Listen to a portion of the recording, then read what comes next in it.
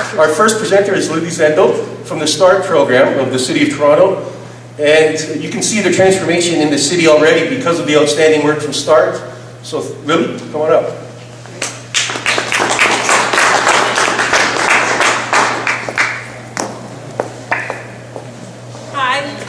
I'm Lily Zendel, and it's nice to welcome everyone, and I'm really glad that we're having this dialogue because, as you know, everybody has an opinion about what street art is, what graffiti is, what vandalism is, and we certainly think that such a polarizing issue should have at least a dialogue, so I hope tonight gets repeated many times and with larger audiences each time. But first of all, just to let you know, START was launched a year ago.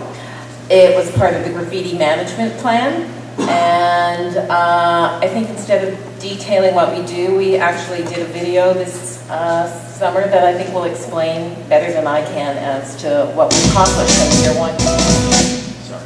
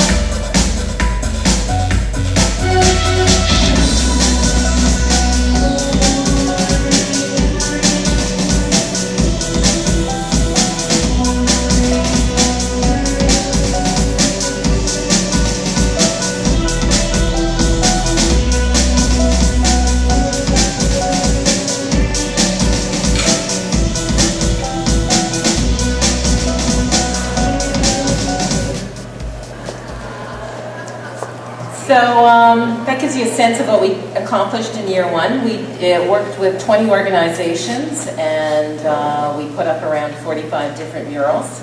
So we were really pleased, and the program is certainly growing and expanding. And so our deadline was in fact yesterday, and we got a significant amount of proposals. So we're really looking forward to the program having a huge impact.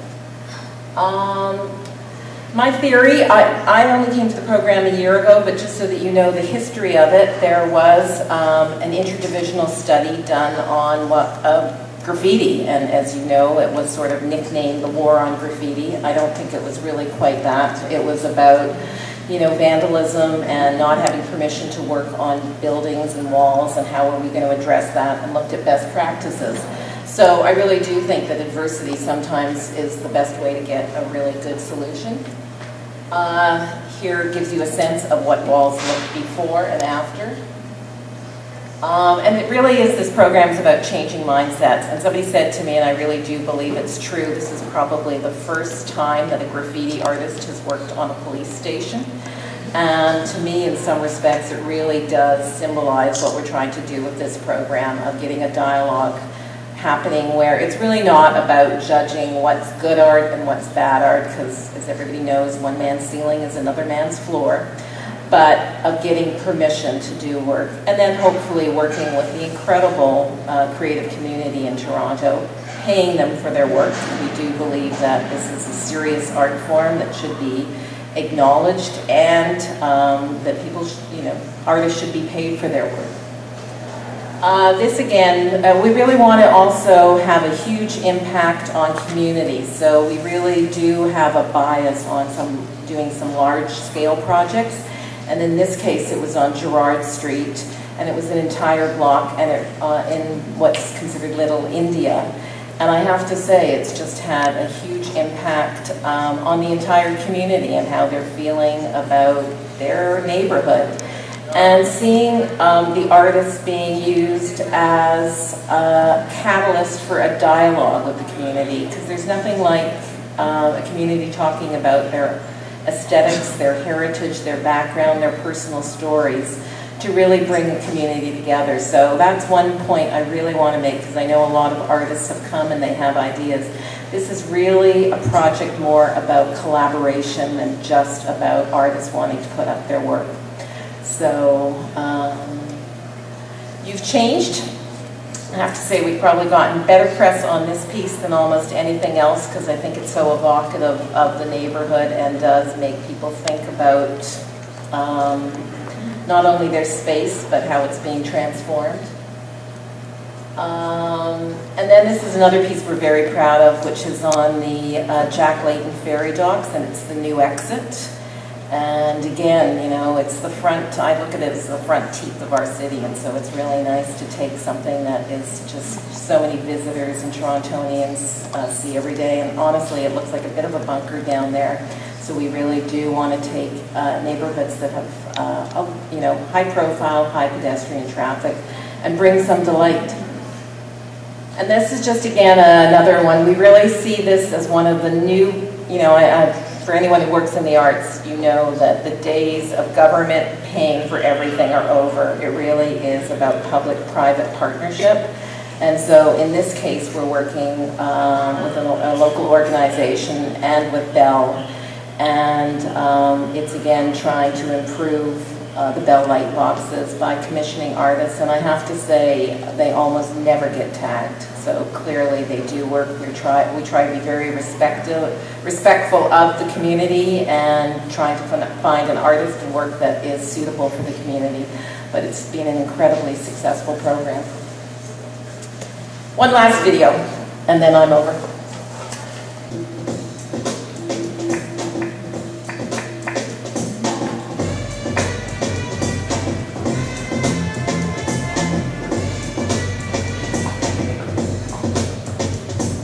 I think art in public spaces fulfills a lot of different roles for a lot of different people. It's a way they can be heard. For some people, it's a way that space can be humanized. For some people, it's a source of employment for young people. I think the City of Toronto now has done a phenomenal job giving this free space and allowing artists to just put their work out there. For some people, it's just a splash of bright color in like a fairly brutalist environment.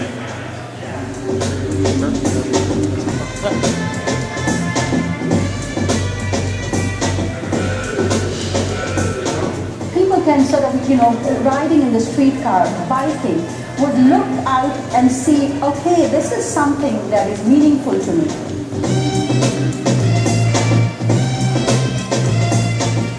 It gives a character, identifies it, the personality of the neighborhoods. The street art I prefer than the graffiti. Keep up the good work.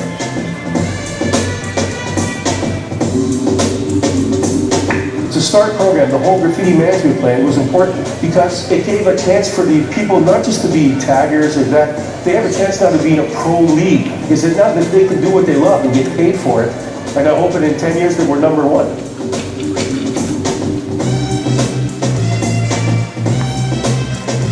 As a public artist, your role is to try and create work that will engage that community. Maybe cover topics that are socially, politically, culturally important to that specific neighborhood.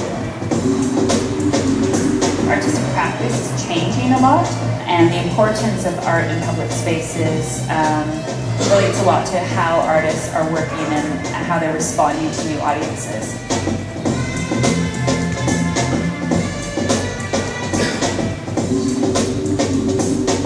Well, I hope street art programs in Toronto grow, actually allow for more ephemeral practices, different kinds of work, not just painting, but also sculptural, community-based practices, professional artist-led projects.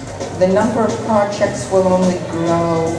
People's expectations for the quality of street art and for what their street should be will also grow.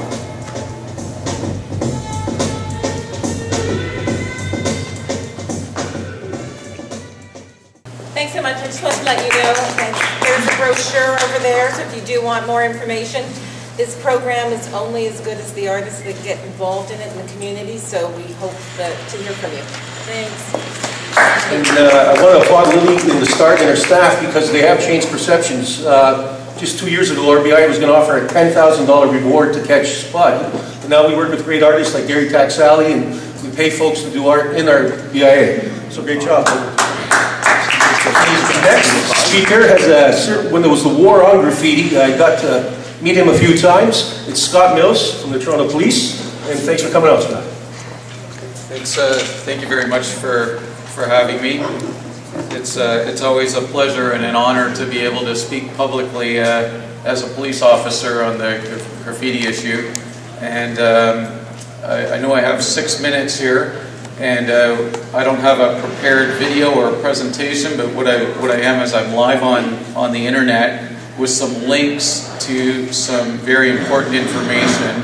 And at the end of it, I'm going to tweet those links on my Twitter account so that everybody can go back and grab it at their leisure and read through it, because some of it's very lengthy and a lot of it celebrates a lot of the good work done by many people in this room and many people in this city coming together in collaboration on this issue for some time. So my current role is Toronto Police Corporate Communications, and I'm actually on parental leave right now, but when I got the invite from Stefan to come tonight, I said I really want to be there, and I really want to celebrate what we're doing as a team together with a little bit of a history, but more so the state of now. So what I'm going to do, I thought the first thing that I would show here is that is the Toronto Police Graffiti Program link on our website. It's a little difficult to find, so I'm going to tweet that so you can go right to it, so you have this reference afterwards. Our program used to be called the Graffiti Eradication Program. It's now called the Graffiti Management Program, and I think that's a very giant leap forward for a balanced approach. And I think that we owe a lot to many people collaborating on all sides of this issue to come up with where we're at now. Before I came down here, I sent off to the people in our Toronto Police Divisional Policing Unit who are tasked with the Graffiti Management Program, A, to ask permission to be able to come tonight, but B, more so to get exactly what they're doing. And I got an email with really key points that I just want to summarize here, and I'm gonna actually reference my phone here so that I get it right. The main elements of our graffiti management program at Toronto Police are education. We actually got school resource officers that are going into the schools and celebrating exactly what was just stated by the previous speaker here from the City of Toronto, that we want to give people opportunities, but anything to do with vandalism is not acceptable and won't be tolerated by anybody.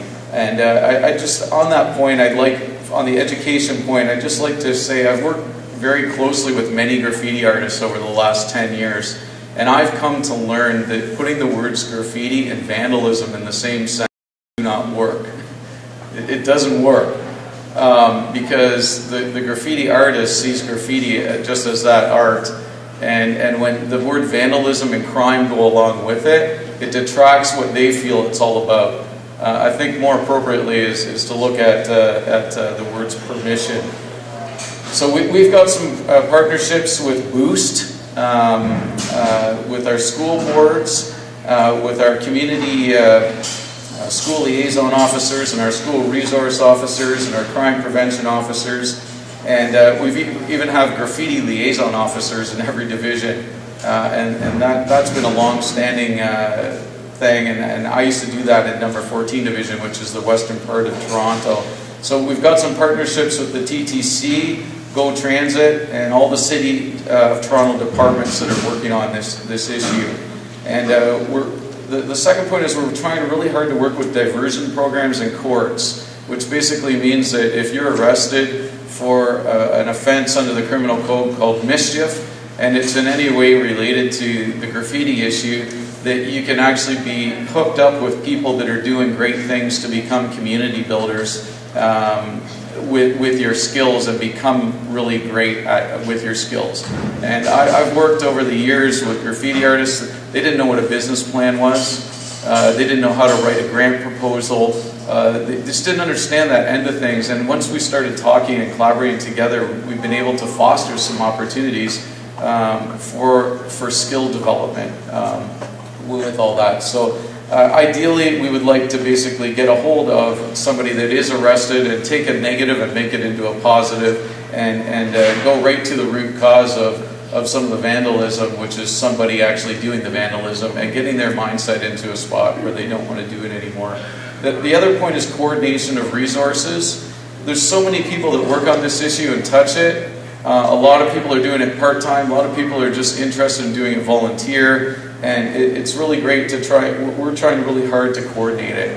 And the person that's in charge to coordinate all that is Steve Pipe. He's a staff sergeant in what we call our divisional policing unit. And they actually physically are housed out of the old 23 division over on Islington Avenue.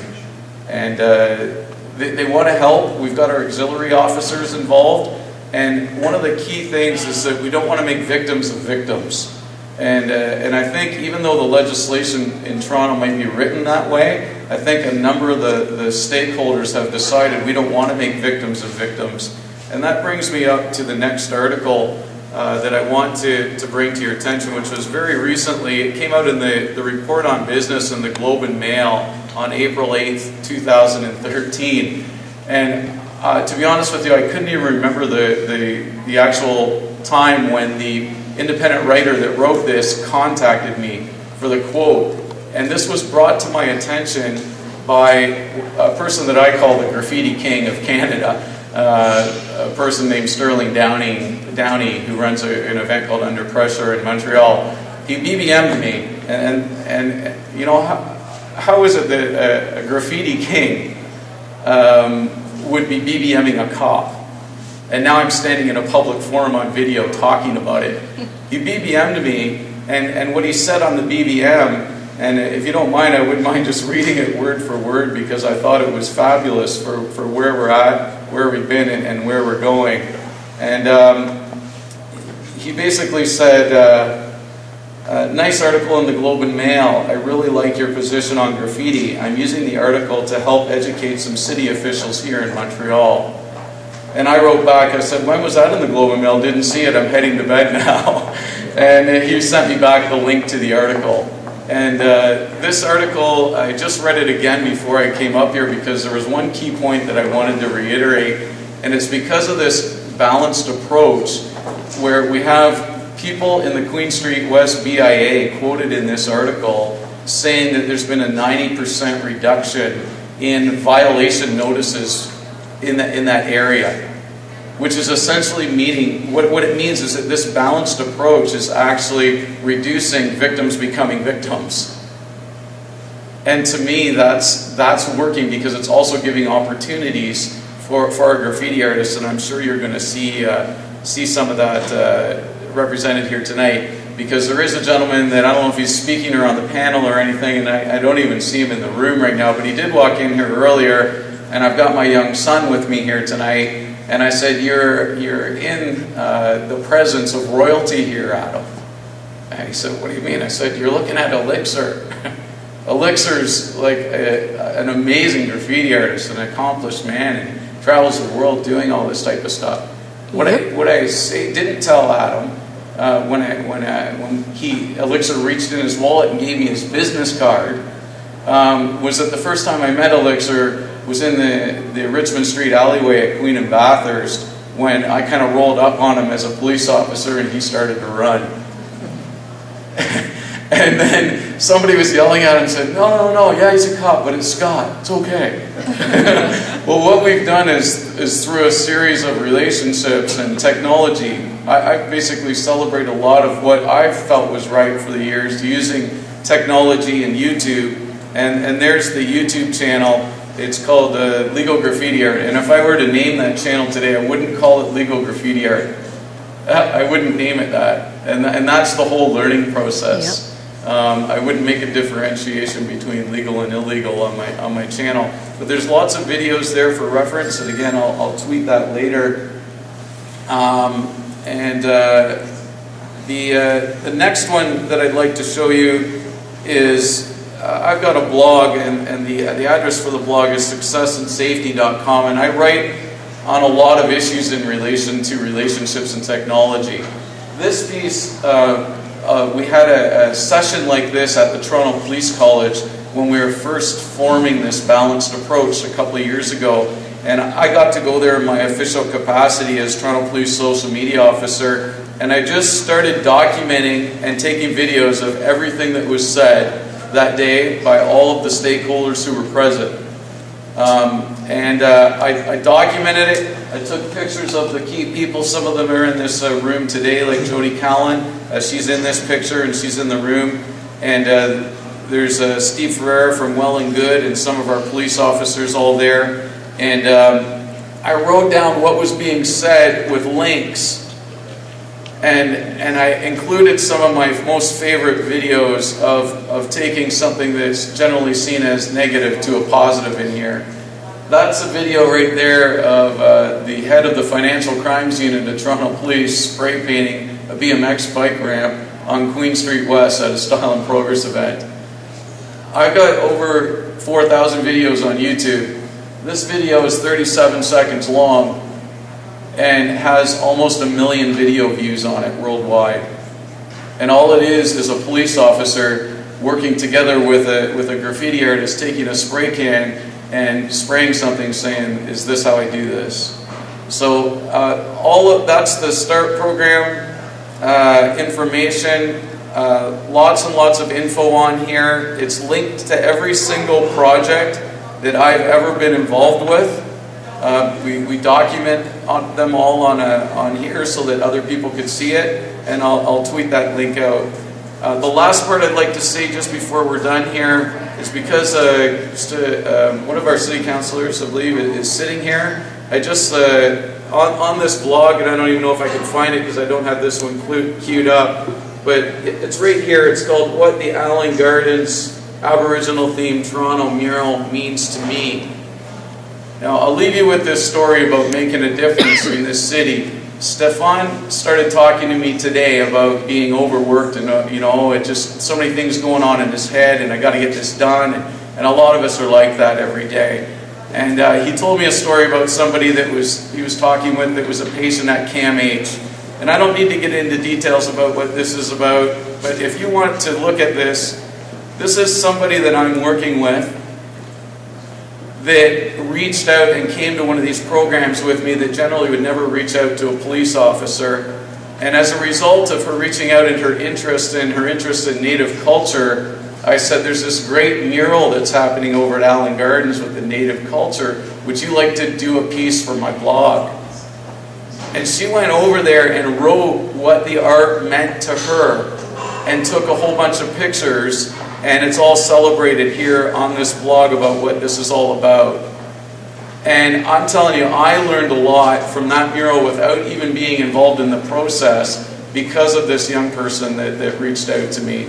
And it's definitely a bridge to building some great things. So I think our time's up here, and we're going to keep it all on schedule. But I really think that in closing that tonight is important and talking about these issues is important. And thank you to Stefan from Direct Engagement and his entire team for making this all work.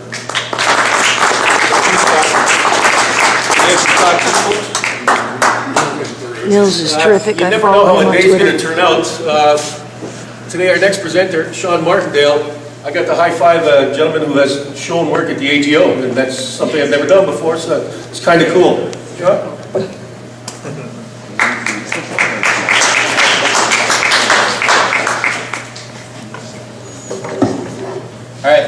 So yes, my name is Sean Martindale, and I'm here today speaking as a full-time artist who focuses on public space. Now, I'll give a bit of an introduction to what I do. I'll try to keep it short because we only have 6 minutes each here, but I don't identify as a graffiti artist. I have followed that very closely for, well, as long as I can remember, and worked with a lot of graffiti artists and have a big love for that. But my main practice is often called street art or interventionist art, post-graffiti. It gets linked in with guerrilla gardening. A lot of different terms are put on what I do. So I'm just going to show you a little bit of what I do first before I talk a bit more about the current state of managing graffiti in Toronto. I'll just skip through a few slides here. These are some examples of my work, but I'm going to talk more in depth about a few of them.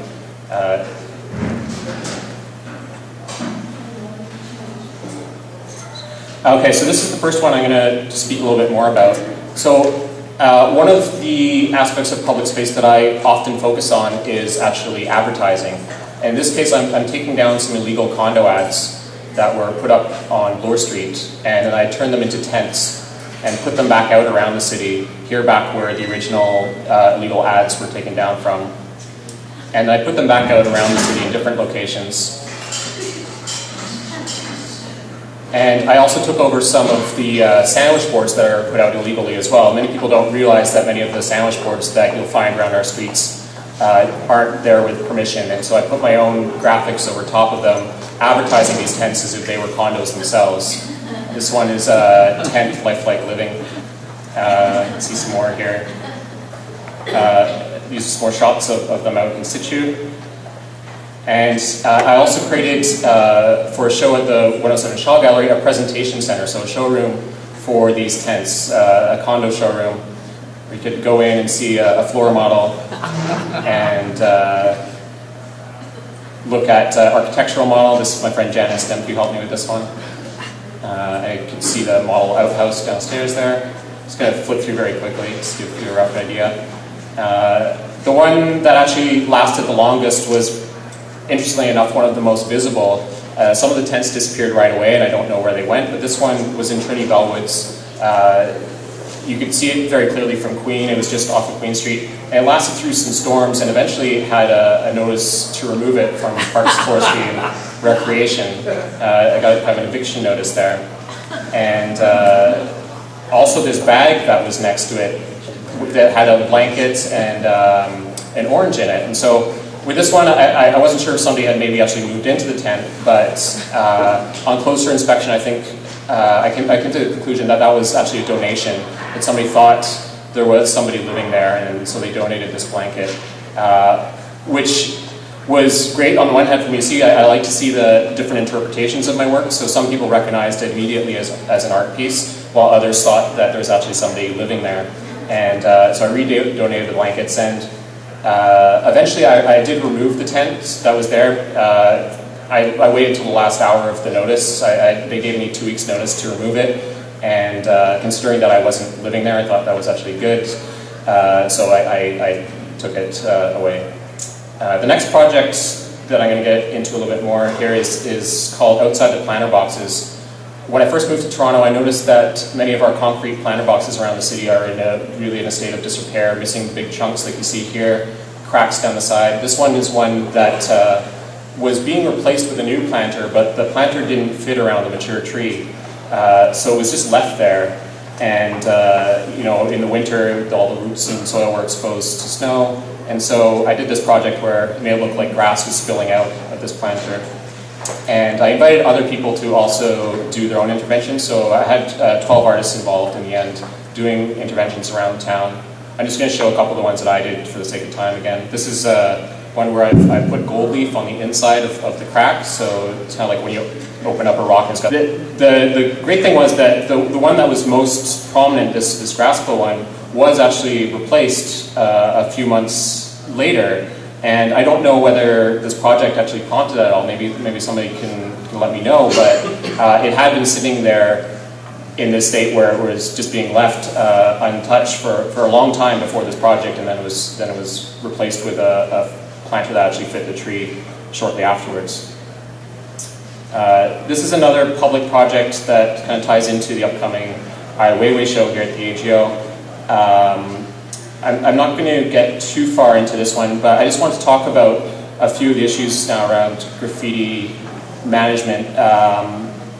So I agree with a lot of the points that Lily and Scott were making in their presentations. In my mind, focusing on removal and punitive measures is really throwing money away. The approaches of actually getting artists more involved, focusing on education, and initiatives like actually one that Lily was telling me about, where they're going to be covering up, similar to those electrical boxes, traffic boxes that are covered with tags with artwork that will cover the full surface area of these electrical boxes, is actually a much better way of preventing further graffiti on these structures. I mean, if you get the artists involved and have their artwork promoted, it might be more expensive at the front end, but it's going to save you a lot of money in the long term of just constantly removing and removing and removing. One thing that I think is important to remind ourselves of is that graffiti won't ever be eradicated. It's been around since the dawn of history, really. Like, there's graffiti on the Great Pyramids that was there when they were built, or shortly after they were built, I guess.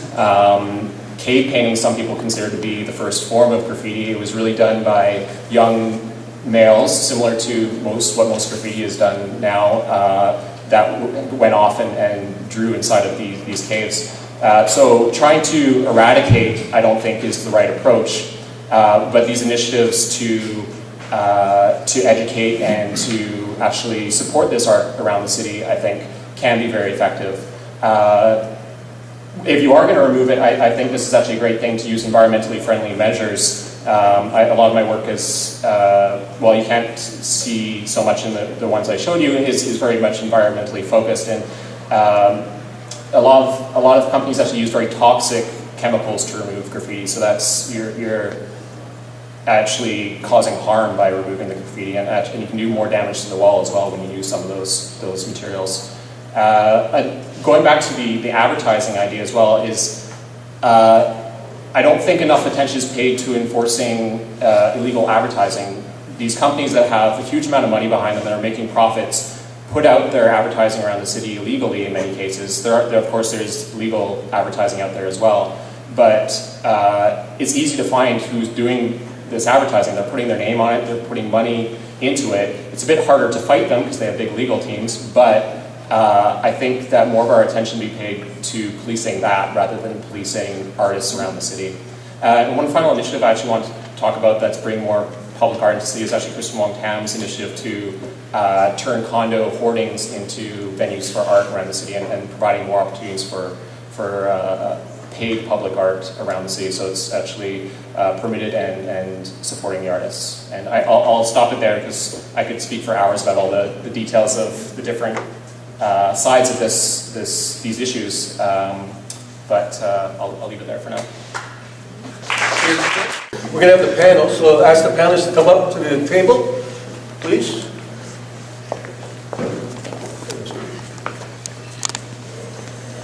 So I'll introduce the panel. This is Councillor Kristen Wong-Tam.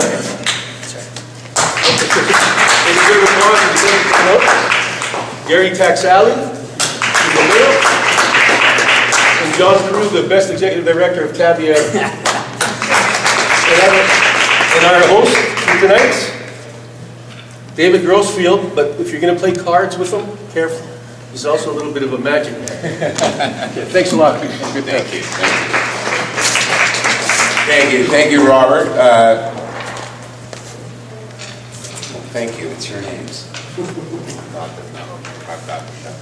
My name is David Grossfield, and as Robert did mention, I am a performing magician. So I am an artist, and I actually am one of those guys who was the greedy corporate guy, and I got my MBA, and I was pulling down $200K, car, vacations, eating wherever I wanted. And my life wasn't fulfilled.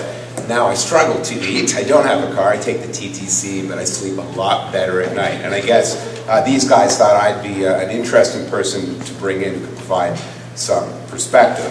So what I'm going to do, I guess the format tonight is we're going to ask a very straightforward, simple question, then we'll dig in deeper. Each of our panelists will have approximately 1 minute to answer, and we'll let all of you have your 1 minute first, and then we will take, I guess, rebuttals, if you will, or further comments at the tune of 30 to 45 seconds each. Are you ready to play? Sure. All right. So I think it's understood, obviously, I think we're pretty much all in agreement that graffiti's not going to go away, and it's a beautiful thing. I guess it's striking the balance between, as we were discussing, vandalism and art and approved and regulation. But even before that, I guess there's a more basic and straightforward question, because it seems that there is a need to provide more space for the purpose of creating this wonderful art. So, my first question is, and I guess we will go to, you guys switched up seats on me here. Kristen, Councillor Kristen, this one's for you. How do we provide more public spaces for art? The best way is to create that dialogue and education, bring out awareness, and work with property owners. Obviously, we can take a look at art and public space in many different ways. It need not be just linear walls. It could also be ground surfaces. It could be very much experiential in terms of how do you experience it. It could be conceptual. All of that is open and up for interpretation. So I would not define it in too rigid of a way. Okay, excellent. Thank you. So Gary, I guess we're going to take you next. Would you like me to repeat the question? Sure. It's pretty straightforward. How do we provide more public spaces for art? We don't need to. The public spaces are already there. I think the question to ask is how we forge a dialogue between the artists and the business owners in the city. And I think that's the bigger question to ask, because like Scott Martindale said, people are going to engage in graffiti, Sean, and so I think that needs to be addressed first. Fair enough. Fair enough. And John? When we talk about public spaces, and there seems to be a disconnect, and yet we talk about engaging the business people. The minute you engage the business people, it's actually private spaces that we're talking about, literally. The fact is that with the BIAs across this city, 74 of them, every year, and we have for years, allowed and opened up these private spaces to become canvases for murals. We've engaged hundreds, if not thousands, of walls across this city where we encourage local artists to come out and work with us to either depict the community, the neighborhood, the history. So we continue to support this. I can tell you that the BIA spent thousands and thousands of dollars seeking out artists to continue to develop this program. BIAs have hung their brands on it. The Village of Islington, the Village of Murals. Church Wellesley has just launched 12 new murals that they're going to be putting out there. So there continues to be the opportunity, and it is not just public space. There's plenty of private space, if you will. Space that is sort of entrusted to the business improvement areas where they are turning that space into canvases.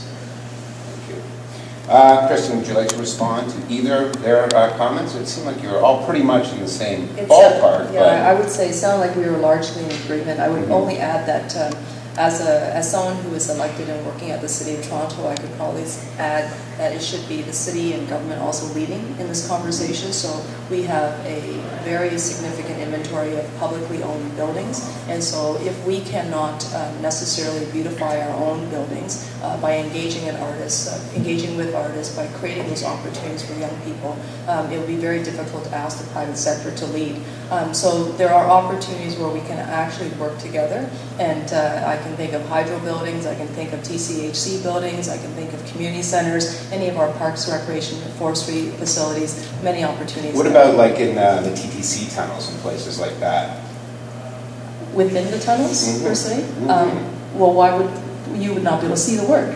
Unless No, I apologize. Let me clarify. Like a tunnel, for example, where you're walking, let's say Spadina, particularly, it's like a long tunnel, where places where you would typically have like a guitar player type. Yeah, I mean, there's been all sorts of conversation about whether or not we should tear down the Gardner or keep the Gardner, but is there an opportunity here for us to transform the Gardner into a place of of beauty, a place of transformation by using new materials, by incorporating art, by incorporating greenery.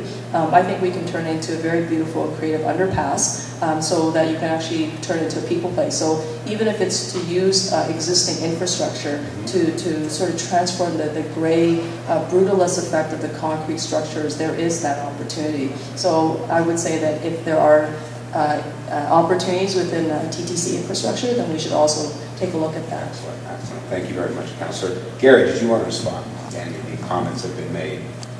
Yeah, I mean, I think that's terrific and all, but there also should be that question asked to the arts community, in the sense that coming up with ideas from a government and a business perspective, I think is fantastic, but also to invite artists to say, well, what would you like to ideally do in the city? What would you like to ideally see? And if not all of those things are private business, some are public spaces, and not everything should be painted on. I'm not saying that, but that's going to get into my next question. Yeah, right? Exactly. Yeah. I would like to see like the artists also engaged in some of those decisions as well. Makes sense. Final word to you, John, on the end. Do you have any response to? No, really. I'd probably like to run with the TTC idea a little bit, and I think that we all agree that getting off in any number of the stations through the system, through the subway system, is blah at best. I think there are some opportunities, and you can think of the fashion district in New York when you get out and you have hats animating the floor. I think there'd be an opportunity for many BIAs would love the opportunity to help create an atmosphere that is reflective of what's above ground. So as you pull into that station, you would know that you're coming into the Spadina district, right. And it has as a reflection. So I think there's some opportunities. There's some canvases that are out there that may be tile right now that could be animated significantly better, and that is an area that we certainly work very hard in terms of let's not turn them into the Coca-Cola station and Pepsi station and some of the stuff that's been going on, but let's turn them into something that will give us a preamble into what's above the ground. Thank you. Thank you for your input, all the panelists. I'm going to push the dialogue a little bit further.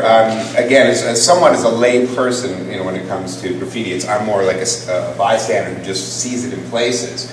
I'm always fascinated by it because I am an artist and I love it.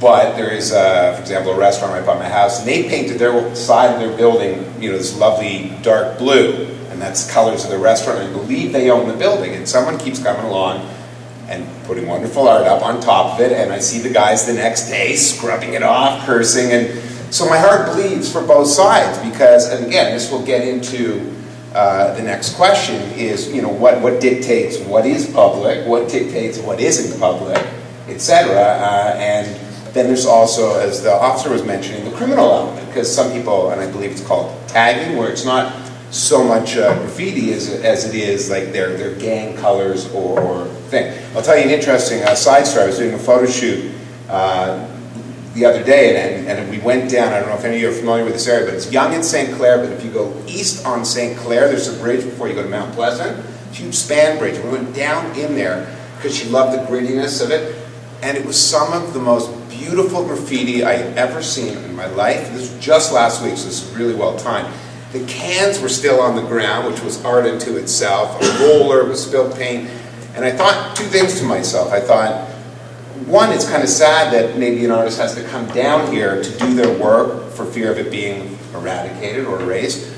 Or two, it was so beautiful that the artist or artists in question just didn't care. They just wanted to go and do their thing. And so, very interesting in terms of what determines what is an acceptable palette. Let's start with that question. In terms of what's legal, what's not legal, and so on. Sure. I mean, for property owners to engage with the artistic community, I think it has to be a two-way dialogue, sometimes a three-way dialogue. There is no straightforward template that will work for every single relationship and every single conversation. So it's very worthwhile that, as much as the City of Toronto's street art program is in existence, I think where we have the uptake so far is that we have the graffiti community, we have the artists, and we've got certain business owners and sort of property owners, and that has to be there. Toronto is still exploring this particular medium, if you ask me, and if you've traveled around the world, there are other cities that are sort of light years in advance. They have moved beyond the discussion of what is public and private, what is good art and what is bad art. We're getting there, and we're certainly moving at a very fast pace, but this is still a very new program. But the time and distance that we've covered since the installation of this program has been quite remarkable, and I think that what I've seen is that the community has just embraced this, and I would look at it as the larger community. So the private community is now saying we want to see more. They want to be engaged in the dialogue. They want to have a say in what is going to be created, because ultimately they have to be comfortable with it on their walls. But again, I would say that whenever the opportunity exists, and it is a public infrastructure, the city should be leading the way. So with respect to the City of Toronto's own construction sites, there's no excuse why we would not be able to cover every single construction site that's underway and operated by the City of Toronto with public artwork. Not just one or two, but all of them. And that means the hundreds of projects across the that are literally dotting, our city from 44 wards from top to bottom, east and west. We can bring public art into every single neighborhood without exception, just by making that one policy adjustment. Thank you, Councillor. Gary? Well, everything is anecdotal. I mean, we all have our ideas about what is beautiful and what's not, right? Let's face it. In fact, two of the most famous artists in the world, top 10 most famous artists in the world, two of them are graffiti artists that certainly did not start out by doing beautiful work. In fact, they were on the hit list by the police. Were they committing crimes? Yes. But the status quo changes. I was just going to ask, you think it's safe to say we're past that kind of immaturity? We're past, is that a word to use here? Or? To a degree, yes, but the fact is people's perceptions are always going to change, right? Whether you like something or not. I mean, should art be beautiful or should it be thought-provoking, right? And I think you can't please anybody, and I don't think you should please anybody. But I think what one should do is focus on continuing to fund the arts and to increase that where possible, where artists have a forum to do their thing. And I think everybody benefits in that regard. But I certainly do have an issue with a lot of the rampant feel-good messages I see versus things that, as you mentioned, were accidentally beautiful, maybe to like you and maybe a few of your friends, but like to the people in the neighborhood they would find abysmal. It would ruin their day. And so who has a say? And I think the people in the community certainly should have a say, but I also think that artists should. So again, it's not that there's like a clear answer, but I think that we should move forward with understanding that there is not going to be a solution that's going to appease everybody. Fair enough. Okay, John? I really think that the last couple of years we've moved light years ahead of where we were. There's no question. The program has worked. The program has set a foundation that we all understand. Ultimately, from our members' perspective, obviously, is it still requires permission. You want to use my wall, let me know what you're doing. We'll work for you, whether it's the BIA that's negotiating that or the private-owned property owner. We no longer need the toilet seat approach to it. It's up, it's down, it's up, it's down. If we reach a consensus, we move forward. Quite frankly, and again, the term was used up here, one man's ceiling is another man's floor. What is art? And maybe there are taller foreheads at City Hall that can figure that out somewhere along the line. But the bottom line is, we've moved forward. There's some great opportunities out there. And we'll continue to work with the people out there that are doing this stuff. What we don't need is this graffiti on our windows that has moved beyond that. That is the distinction, and I think that is the area that continues to trouble stuff. When you come out there and have your windows scratched out, and it just means dollars that are going to have to be spent to do that. So there is that distinct difference. We've made massive progress. Business people, BIAs that would never want to see that stuff out there or engage in that stuff now. So it's there. We're getting there. Okay.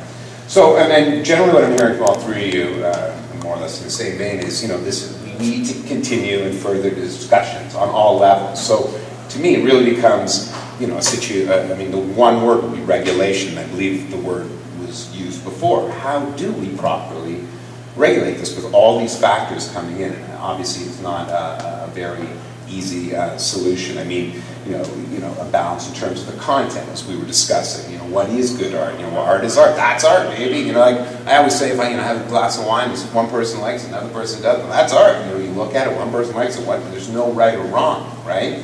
So really, there needs to be discussion on the balance in terms of content. How do we manage the content? These are all the things you guys keep bringing up, and you know, and again, this regulation, and ultimately, and John, you said, well, it's my wall. If I want it, put it up. You know, but who grants the permission? Who has the responsibility? When does it become a city issue because, you know, city owned, and so on and so on. So I'll throw this kind of last question to you, which is furthering the discussion thing, which is, I keep hearing we need to, but there's so many bodies here. Like, what is a tactile approach in terms of who do we need to sit down with? First, how will this evolve? What's the next set of discussions? Is it the art? Are we, rather, you know, and I'm not saying you guys are being vague, but I'm basically hearing we need to talk about the issue, right? Well, so how about a strategic plan? We'll start with Councillor. Yes, thank you very much.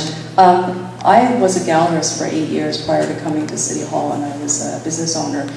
So I actually have a very deep relationship with art and the curatorial practice of art. And so for me, I understand fully that art is very subjective and it's multidisciplinary, and I think that we need to sort of understand and respect all of that. Most recently, you would have seen, I think Scott had the image of the Allen Gardens mural, which is 731 feet of artwork that was put onto those construction hoarding boards. And that was involving 23 artists and Aboriginal elders who came out and put together the most integrity-driven process I've ever seen and we've ever been a part of. We wanted to beautify the hoarding board, and when I say beautify, it's all subjective as well. So this is a language I have, this is a language I give you. How you interpret that art is up to you. But it was so integrity-driven, the processes, that we actually learned quite a lot by putting the young artists together with the Aboriginal elders and having them transfer knowledge and transfer stories. It was so successful as a process that we took that over to Churchill and Wellesley, where we brought out lesbian and gay activists and pioneers who are not artists, and we put them in a room with about 30 young artists who were going to be painting this very big mural transformation project on Church Street to reconfirm a neighborhood's identity, to revitalize a neighborhood. And what we learned from the Aboriginal community, which we then took over to the lesbian and gay community, was that you can actually develop best practices as you move along the way. And so it has been a very interesting process watching this intergenerational conversation take place and then reaching out to the property owners, because you can't do any of this without their permission, because after all, we need their walls. And then we set up a meeting where we actually brought property owners out. Now, for anyone who's represented and worked with BIAs, sometimes they are very difficult to bring out the actual property owners. We had 14 property owners come out and say, we want this program. And I've been circling around the block in this neighborhood for 13 years as a business person, and I had never met any of the property owners besides my own landlord. So it was already a very big transformational experience just by the way we had put forth the process. And I really believe that the end product, the end result, will reflect the process that we take. So that is just one template of experience and one template of dialogue. I can't say that will work for everyone, but it's certainly working for our community so far. Excellent, thank you. And just to run on that, I think we've gotten to where we are, quite frankly, through significant consultation of all parties. Not to beat a drum, but there's been some yeoman work done on this thing by city staff and people that are the councillors and everybody else out there, where they have engaged. And I think all of us have had an opportunity to come forward with a process, and we're quite comfortable with the process that's out there. Show us what you want to do with us, work with us, and if it meets a standard, I think the question becomes that standard, absolutely, where it is. But the process is in place, and there is some stuff. I mean, even advertising out there, or shop local campaigns that we do as local business people in our neighborhoods and stuff like that, where we have posters up there that say, "My neighbor jerks my chicken," or my neighbor drives me to drink with a taxi cab. it's all provocative. There's an opportunity out there, but there becomes that point. So I think the consultation has happened, because we would not be at this place where we are with hundreds of murals and posters going out there right now without that. All we were looking for is a process, is an understanding that we're not going to show up tomorrow and we're going to have something up there that we haven't agreed to. So I think we're there. It's very dynamic, it's not static. I agree with the councillor that we're going to learn some lessons as we move forward. But you know what, guys? We're there. We've done stuff that has taken other jurisdictions years and years to... But you would agree there still is, you know, there is, absolutely. An imbalance in terms of like everyone buying into the plan, so to speak. Gary? I haven't really given a lot of this much thought, I'd like to first say. Well, I like to make people think. So I'm, my pleasure. I just wanted to preface my thought by saying that.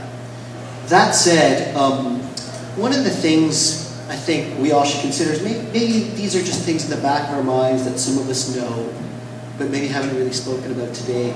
And that is, there are agendas that people have, for example, right?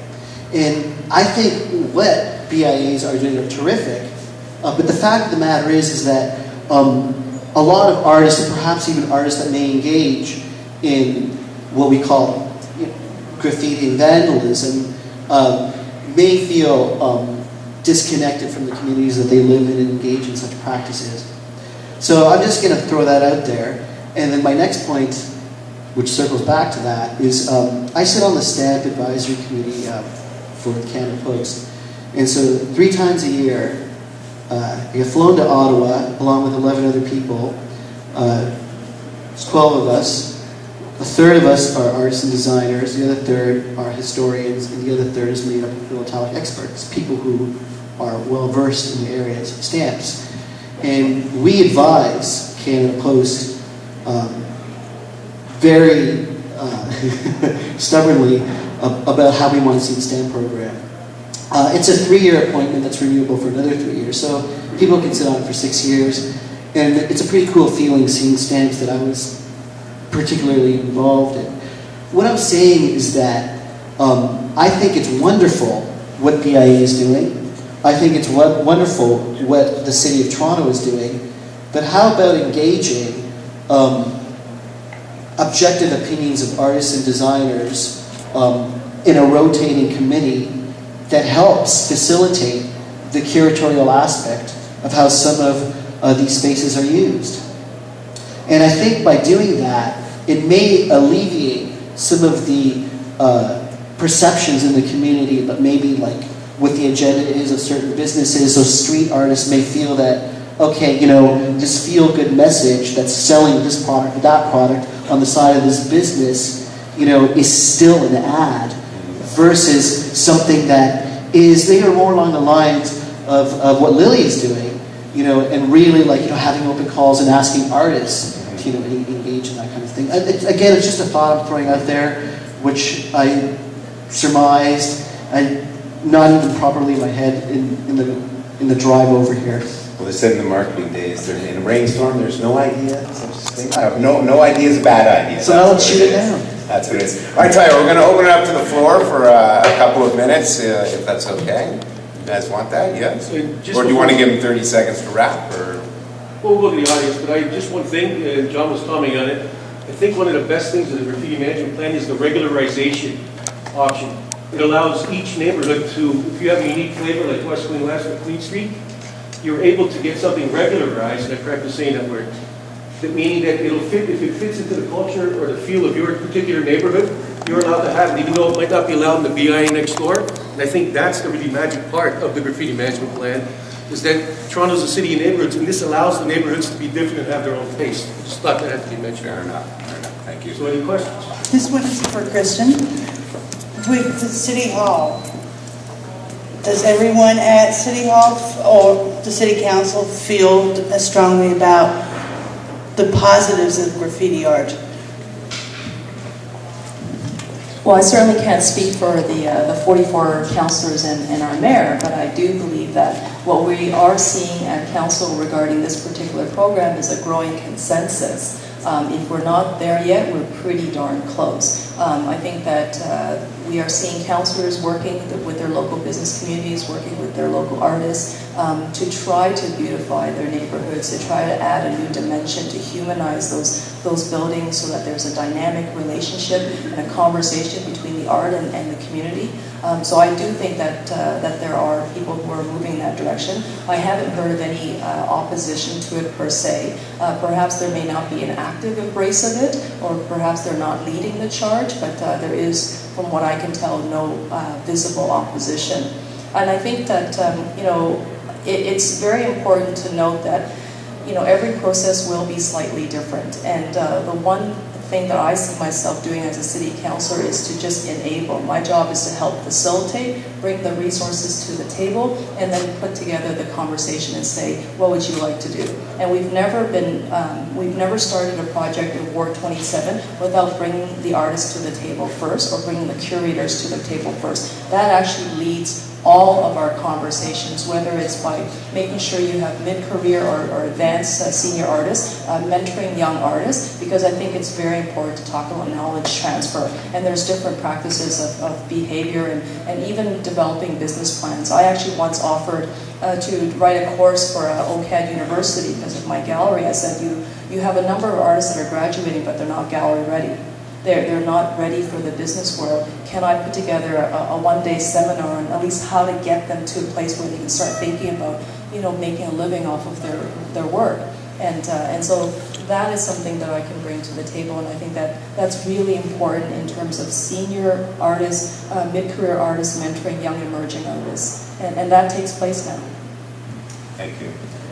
And if I can just yes, carry on, and I think one of the things that this has done for the councillors that are out there, and if you don't know, councillors sit on the boards of management of BIA, so they're very involved in the process and the operations of BIAs.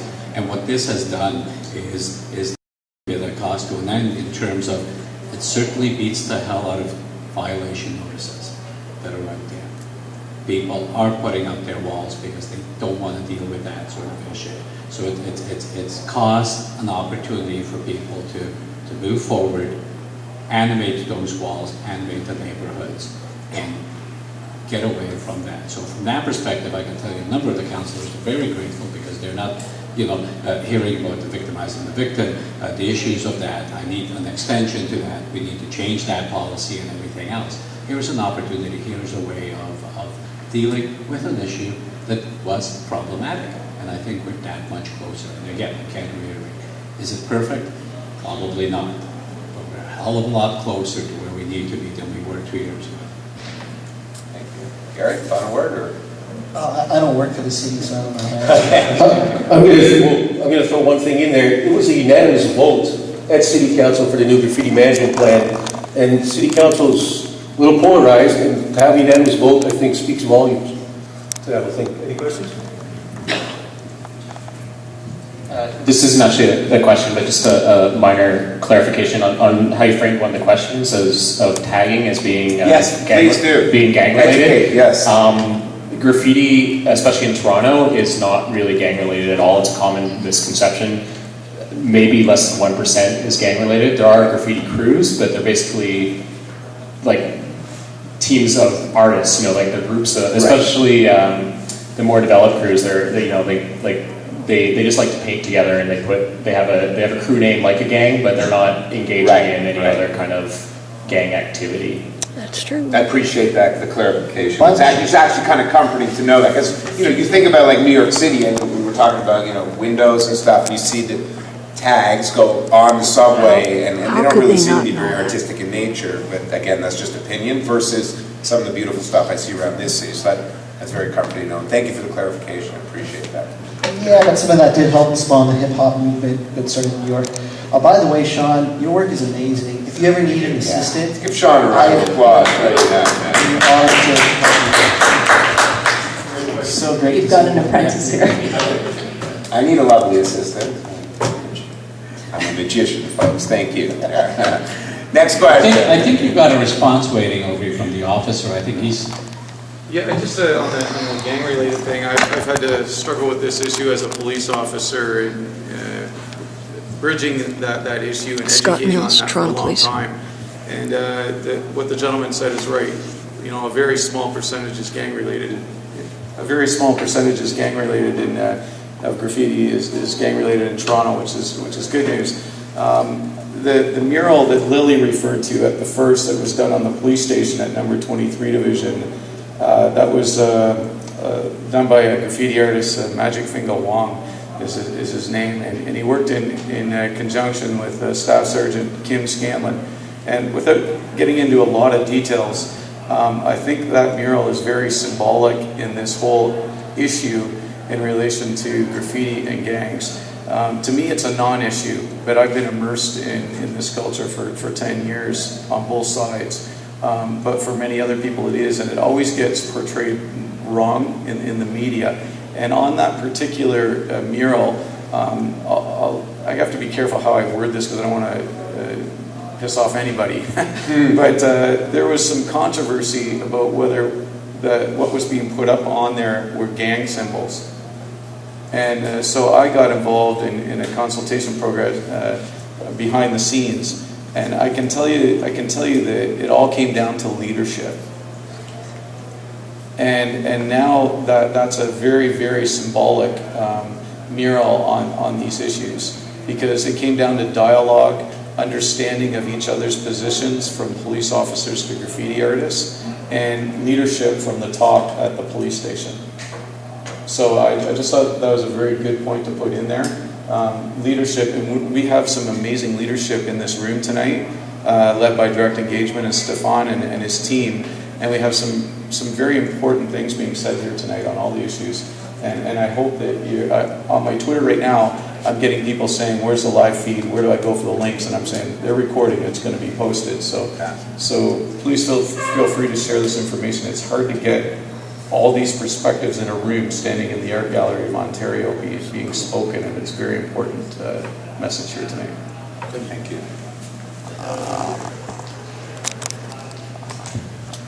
Hi, my name is Barry Elliott. I'm going to do the bottom rung of what you guys are talking about here, and it's so weird. It's so weird to like see the other side of doing this, right? So weird in a good way, or weird in a it's like really confusing the matter. And sorry I wasn't here earlier for the other talks, but I guess what you guys are talking about is a common connection between the community and what's on the walls, right?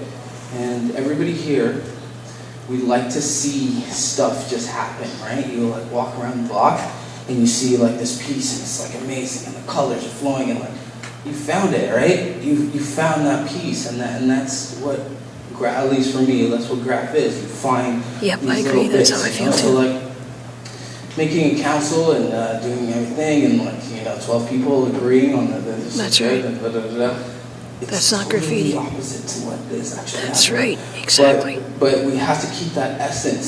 So like it's really weird to like balance it. You know what I mean? Because like everybody needs to like.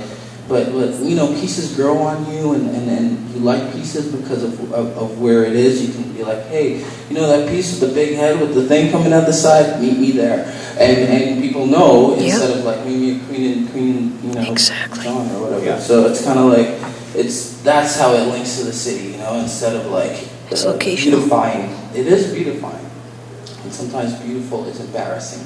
So you have to kind of make it into sort of a because everybody's not going to like a Rothko piece, and I have a Rothko plan for the city, and nobody's going to like it, you know what I mean? But at the same time, it's kind of like, that's what some of us love, if you really think of it deeper, So like this whole thing, it's like whatever, cats are just going to paint, and we're going to paint, and we're going to keep rocking, I should say, because it's Would you rather get paid to do what you're doing? And I do work get with I do get paid to do what I'm doing, right? But it's like the zest of it all, right? You have to understand the culture of graffiti, which I've hopefully grown out of right now, right? But it's a sense of you just got to do it. You don't care what they say. Who's this? I get it. council, right? You know what I mean? I make pictures for a living too. That's I mean, I just got to do it too, right? Yeah. But the thing is, though, just doing something and having a bigger forum where you're supported by the city and the businesses to do that thing on a bigger scale isn't that more grand? Isn't that kind of more enticing? It's not for you. Versus doing something and having it covered up the next day. And that's the question that I've got. What's it feel like the next day when you see it coming down? This wonderful piece that's going on. I'm going to speak like I'm 16 years old again and say, Do great, I got the flick, I'm out, right? I'm going to speak for the rest of the cast, right? You know what I mean? It's like the art. A part of the art is doing it and getting up, right? Which evolves, and I'm an example of it evolving, right? But some people still have the certain values and the certain stuff connected to that. You know what I mean? Like we talk about it as graffiti, right? But graffiti is a whole other thing than what you guys are speaking about. It's like aerosol art, it's murals, it's spontaneous. It has nothing to do with any of this. You know what I mean? Like, they do it for themselves. And that's the whole connection. It's really weird. But to get art and people connected with their community, you know what I mean? We have to like have a sort of I don't know. It's like it's so hard because you can't go freely go and paint because everybody's not gonna like the Rothko that you did. You know what I mean? Because they're not gonna understand it. But it's a freedom that evolves the artist to understand that to carry people along to understand things. You know what I mean? Like I've been following you for a really long time, Tax Alley, and you're like the greatest ever, but I wonder, why are you on this panel? I've never seen a mural of yours or a big piece. Not in this country. Exactly, right? So you parlayed that, you made that work, right? On some exactly. So it's like we have to understand what we're dealing with before we actually really get to because it's like a whole layer. You have beautiful, beautiful artists that you guys don't really consider as a mural piece or art, right? And to your point, that is why we have to get to the bottom of it, and that is exactly why we have people like Gary up here. I mean, we need to understand, and I hear you, man, because I'm an artist too, and I left all the corporate stuff behind, and I totally hear everything you're saying. But at a point, you need to somehow. You can't just go do whatever you want to do anywhere, even though that, if I'm hearing you correctly, is the core and essence of your work. Is that fair to say? Like, that's graffiti. Do it, that's it, man. I found my spot. However, would you agree that to a degree, you need to somewhat, and I'm going to use this word loosely, respect property ownership who may not necessarily want something on their wall where you feel that's the spot I got to do right now. I mean, is that, which then brings us to this discussion. I'm going to interject for one moment. Just from sorry, John, I'll speak. And I understand you put it everywhere, but that building owner next morning gets something from the city, and they have to spend $500 to remove it, or the city will. Right. And a lot of them are small business who can't afford the $500, and the city forces it upon the small business. So and then when it's taken off and then put up again, they pay $1,000 for the month. They haven't done anything, and most of the time, if you ask them, they will let you put something up. But it costs them $1,000 a month. They go to business, and they have to close up shop because they can't afford the removal thing all the time. That's the issue. That's why I think these discussions are important. Sorry, I just have to interject. It's like those cats that do that stuff on the walls. They know what's real and what's not real. I know what is a mural-based community project piece, and I know what is 3 wicked, awesome dudes that do other stuff, in their day, but they just came together to rock this. I understand. If you guys could get those guys, those 3 awesome, wicked dudes, to do that piece, you know what I mean? Yeah. It would connect with the city. Those people that are doing the writing respect those guys. Not saying that they don't respect, I've grown up now, and I totally respect every type of art. It's really weird. Wouldn't you say that some of the examples that Lily showed in her slideshow, Jesse Harris, for example, that you've changed piece, the birch tree, and some of the other works. They were I was fantastic. Yeah, they were good.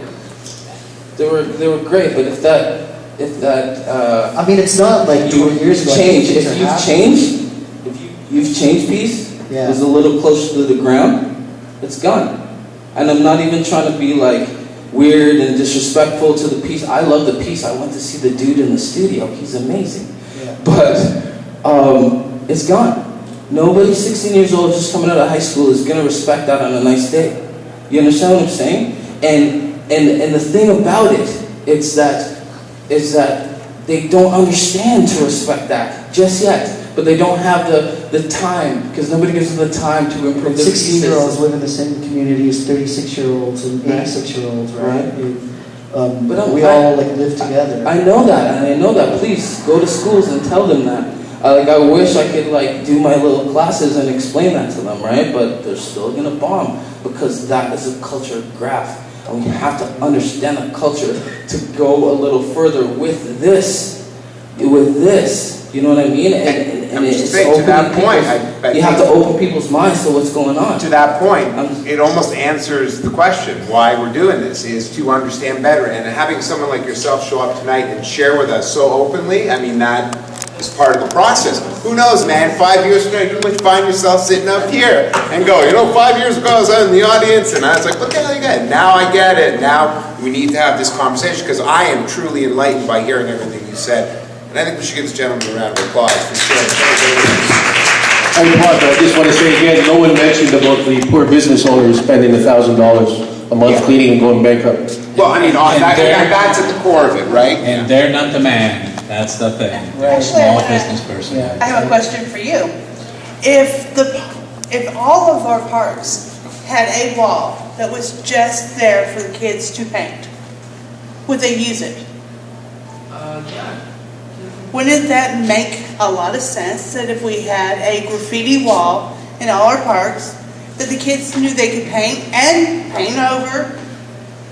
It would save a lot of money. Yeah, my proposal earlier this evening was that we actually organize a battle. The crews will come out into a big open space. We will put up all sorts of walls and just let people do their thing. The really beautiful experience of watching art being created while it's being created in situ, in all the context and the environment. I actually think that people need to experience that. We need to engage in the community. There's a whole educational component and public awareness, and that has actually changed people's attitudes. I have seen people who didn't care at all about your art or your art, all of a sudden, once they saw you in action, and the action is beautiful, and then you stand back and you explain your vision and start talking about the discipline and the medium, they've completely walked away with a whole new understanding of why you do what you do.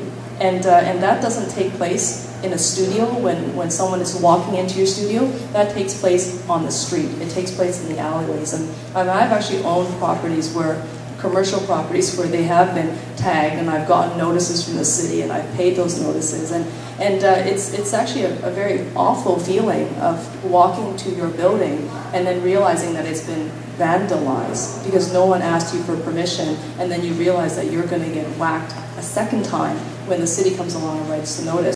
I don't like it, and so I've actually painted over myself, and that is additional cost to me as a property owner. My experience actually owning a building on Queen Street West was, once that happened to me a few times, I then commissioned the local graffiti young people who were running around and doing their thing. I said, hey, you want to paint my wall? And they're like, yeah, what do you want us to do? And I said, you do what you want to do. I'm a restaurant, and we'll agree to just let you do it. It ended up being the backdrop to Much Music for almost 5 years. And the restaurant was called Soho Bistro on Queen Street West. And Tracy Melshore and all those guys used to come out, and they would be walking that wall because it was so visible. And if there was anybody who's ever sort of that age of watching the Much Music at that time, they used my mural, which we basically I was just so tired of painting over the tagging that it ended up being a free commercial backdrop to Much Music for literally 5 years it ran. The building's gone now, but That was a conversation. That was a learning experience, and that's what happens when people talk. So.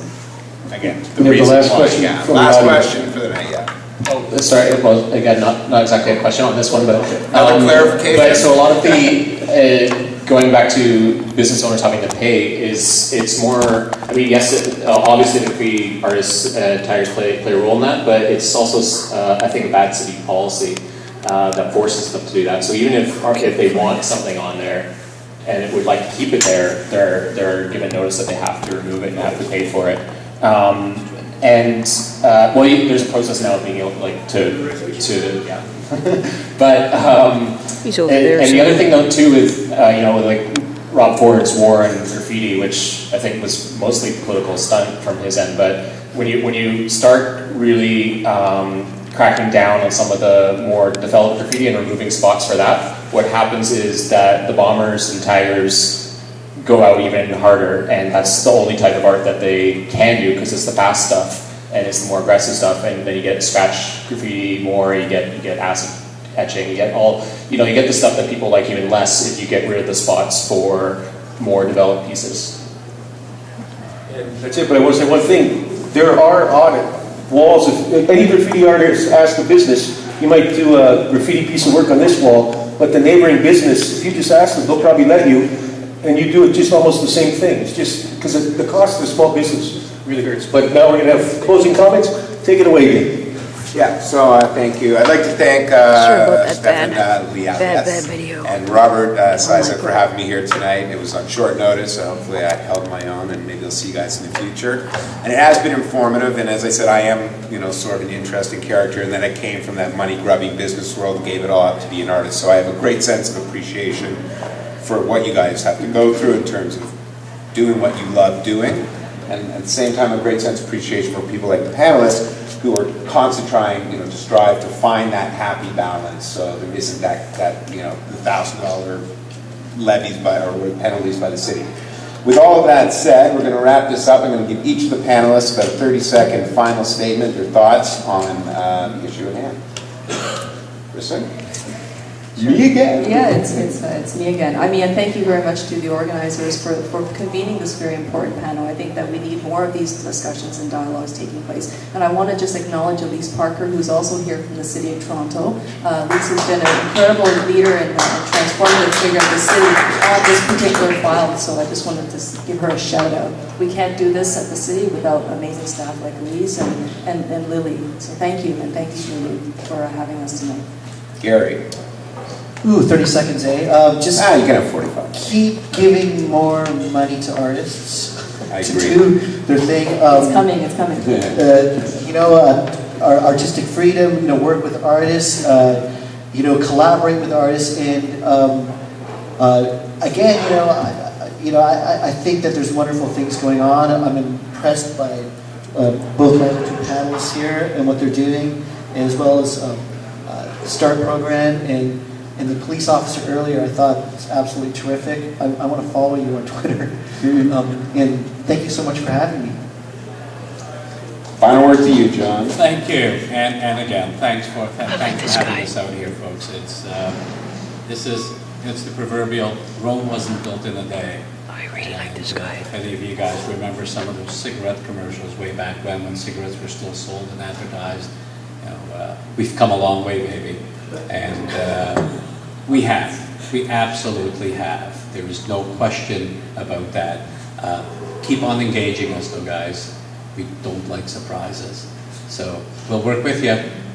We want to animate those spaces because that's what brings customers out onto the streets.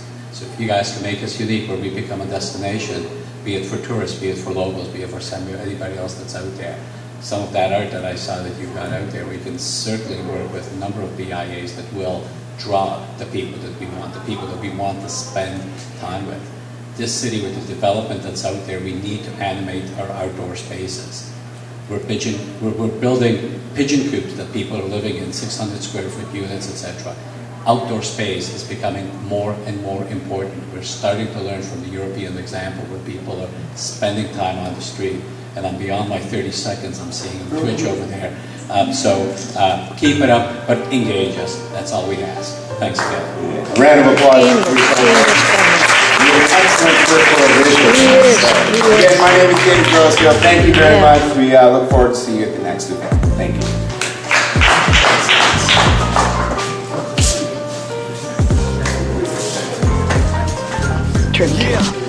Cast beyond graphic.